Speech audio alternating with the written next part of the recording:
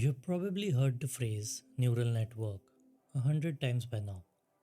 Maybe you have heard AI describes as having a neural brain and think and learn. Here's the uncomfortable truth. Most people who uses those words don't actually know what they mean. And not and that's not their fault. The names are designed to sound impressive, not to explain anything. So today we are going to fix that. By the end of this video, the phrase AI neural brain will never confuse you again. You will know exactly what those words refer to and more importantly, what they don't refer to. Here is the question we are going to try to answer. How do you build a machine that learns probabilities from data? That's it. That's what a neural network does. And I'm going to show you how it works piece by piece with no hand wavings. If you have been following this series, you have known the drill. In video 1, you saw that an LLM is just a next token predictor. In video 2, we learned that language has statistical pattern. In video 3, we build intuition for probability. Today, we are going to build an engine that makes all this possible. Before we build anything, I need you to answer a question honestly. How do you think a neural network looks like? Or what do you think a neural network is? Go ahead, picture it in your head. What comes to mind? If you imagined anything like brain, neuron firing, consciousness emerging, thoughts happening, I need you to let that go right now. A neural network is not a brain, it's not a consciousness, it's not thinking. Those are metaphors and they are actively harmful to understanding. The word neural network is a marketing gimmick. It was chosen because it sounds impressive, not because it's accurate. If we were being honest, we would call these things weighted sum machines or stacked function approximators. But that doesn't sound as cool on the conference posters.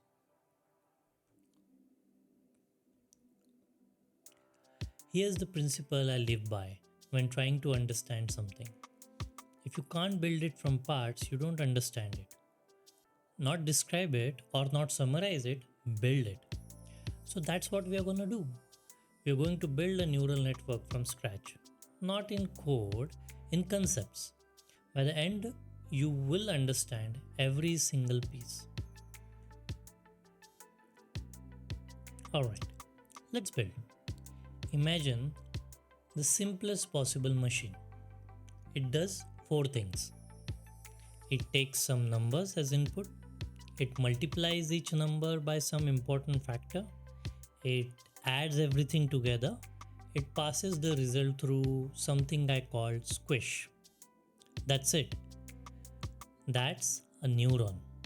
Four operation: take, multiply, add, and squish. Underwhelming, right? Not that impressive? Good. It should be. A single neuron is almost comically simple. And here is the math behind it. Don't let it scare you. I'm going to break it down. So output equal to a function which has w1x plus w2x plus b. And let me unpack it. X is your input. That's just a number coming in. W is the weight that we multiply with that number, so as to say how important that input is. B is the bias. Think of it as a baseline of offset. F is the activation function. You know the squish I mentioned? The multiplication and addition, that just weighted averaging. We have done that in school, right? Here's the key insight. This is just maths, right? No biology here. The word neuron makes people think of brain cells. Forget brain cells. This is multiplication addition with a fancy wrapper, nothing more. Okay, let me give you a mental model that actually helps you think about these things. Think of each weight as a volume knob. You're seeing the slider here. Each input, like for example, here's x1, each input has a weight associated with it. You can actually play with this weight and see how does the output performs. Turn it down completely and the input matters less. Turn it down to the top and the input matters more to the output. Watch what happens if I crank this base bias to the top, right? You see this sort of jumping out. The bias is like a baseline. It shifts everything up or down before the squish happens. Think of it as neurons default mood. Okay.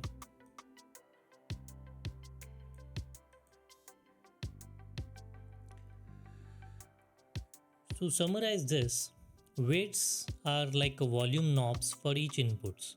Bias is the baseline setting and activation, the squish that decide how loud do I speak. Okay, you should have think about this, right? Why are we using squish? Why can't we just use addition subtraction as we described? Why do we need to wrap it in the squish? Here is why. Without the activation function, everything becomes linear, and linear model can only draw a straight line. If you stack a bunch of linear operation, multiply, add, you just get another linear operation. It collapses. 10 layers of linear neurons equal to 1 layer. You accomplished what? Nothing. But add a squish, even a simple one, and suddenly you can model curves. Each layer is built on the last. Complexity accumulates instead of collapsing. Reality is curvy. The pattern in the data aren't straight line. They are messy. Non-linear relationship. The activation function let the network match that curviness. There are few common squish functions. You don't need to memorize them. They all do the same fundamental things. They introduce non-linearity. Without them, neural network would be fancy linear regression. With them, they can approximate almost anything. Let me show you how these activation functions look like. Right?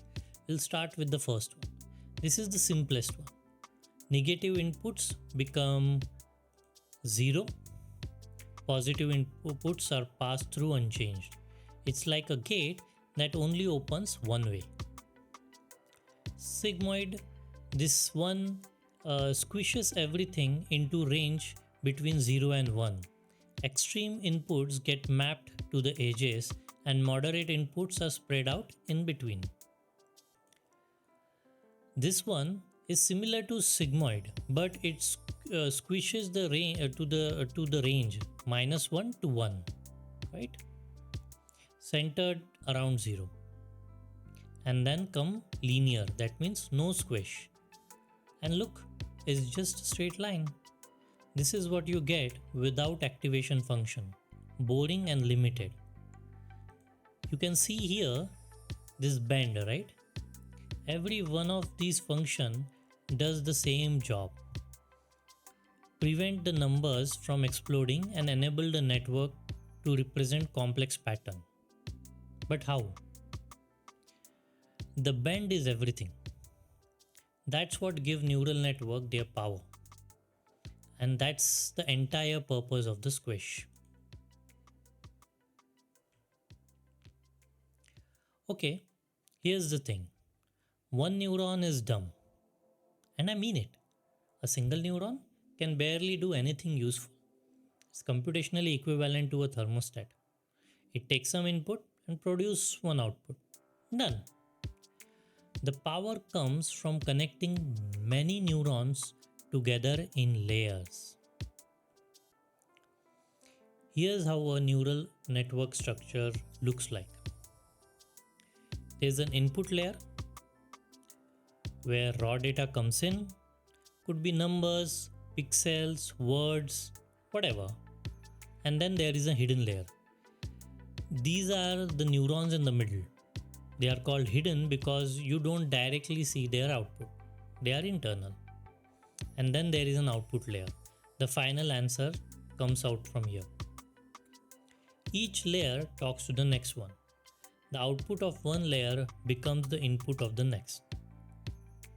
Information flow forward, transforming each step.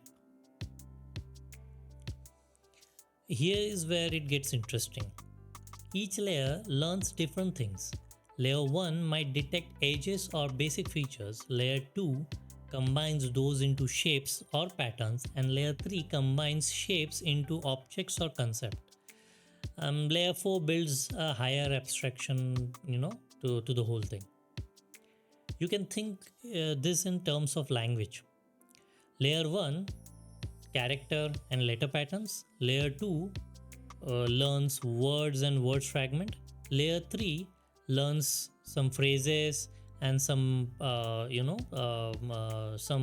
some patterns, and layer 4 learns meaningish relationship between different sentences or words or contexts. I say meaningish deliberately. It's not the meaning the way you and I have learned meaning.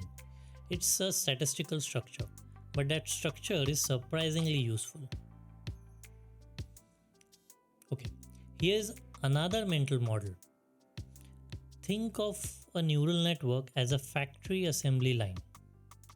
A raw material comes from one end, and then at each station, the material gets transformed and refined, also assembled. By the end, you get a finished product.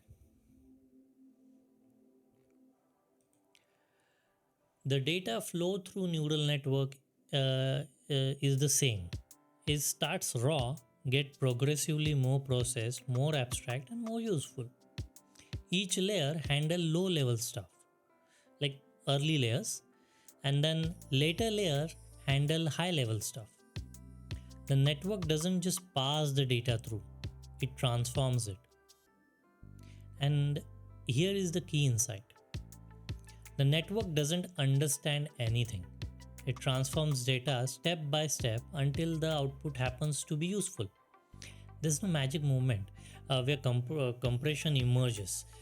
There's just transformation, layer after layer. The output looks like intelligent because the transformations are sophisticated, not because anything inside is thinking. Okay, we build a neuron, we stack them into layers, but how does any of this learn? This is the part that feels like a miracle. And I want to convince you it's not magic. Learning means just one thing. Of course, in neural network world, adjusting weights so prediction is improved. That's it. Learning isn't acquiring knowledge, it isn't gaining understanding, it's turning knobs until the outputs get better. And here is the process. Step 1. The network takes an input and produces an output with random weights. This output is garbage, but it's a starting point. Second, measure. We compare the guess to the correct answer. We calculate how wrong we were. This is called the loss. Step 3, we adjust. Here's where the math come in. We figure out which direction to nudge each weight to reduce the loss. Every weights get a tiny correction. And then we repeat. We do this millions of times, millions. with different examples each time. After each repetition, the weight settles into a configuration that produces good output. The network has learned not by understanding but by being sculpted by the data. This process has a name: gradient descent, and we are going to build it from scratch in the next video. You'll see exactly how network finds the right weight. It's a beautiful maths. Alright, let's be honest about what neural network can and can't do. They can approximate any function. Given each neuron, given enough neuron and enough data, we can approximate any function. This is called universal approximation theorem.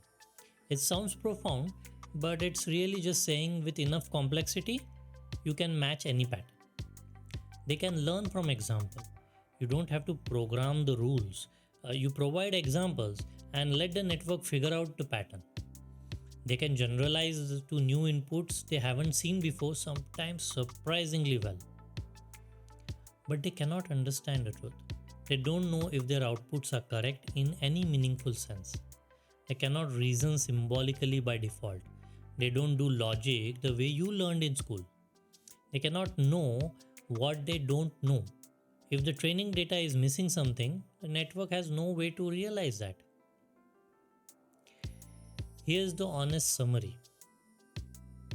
Neural networks are function approximators, not thinkers.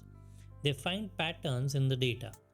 That's their superpower and their limitation. When the pattern exists and the data is good, they are extraordinarily powerful. When the pattern are spurious or the data is biased, they fail to predict in a predictable ways. Let me give you one last mental model, maybe the most important one. A neural network is a giant curve fitter. Watch. Every data point is a constraint. The network job is to draw a curve that goes through or near to all the points. See how the curve bends to accommodate the data? That's what learning look like. The network is finding the function that fits. Neural network draw an insanely complex curve that fits the data. Not thinking, not understanding, curve fitting at enormous scale. But here is what makes it profound. When data is language, the curve look like intelligence. When you train on billions of words written by humans, the curve captures the patterns of human communication. It doesn't understand the language, but it can mimic it so well that the distinctions start to feel academic. That's the miracle and the limitation. It's the same thing. Alright, let's make sure this is actually stuck. You should now be able to say a neural network is a layered system of simple mathematical unit that learns by adjusting weights to reduce prediction error. Right? Not AI brain, not digital neurons, not machine consciousness. A layered system of mathematical unit that adjusts weights to reduce error. If you can explain that to someone in your own words without the buzzwords, then you understand neural networks better than most people who talk about AI. Next video, we are going to build gradient descent from scratch. You're going to watch a neural network learn in real time. We'll code the learning process and see exactly how those weights get adjusted. It's going to be a lot of fun. If this helped you understand neural network, share it with someone who's still confused by the AI brain metaphor, and subscribe if you want to actually understand how this system works, not just use them. Next up, gradient descent. See you then.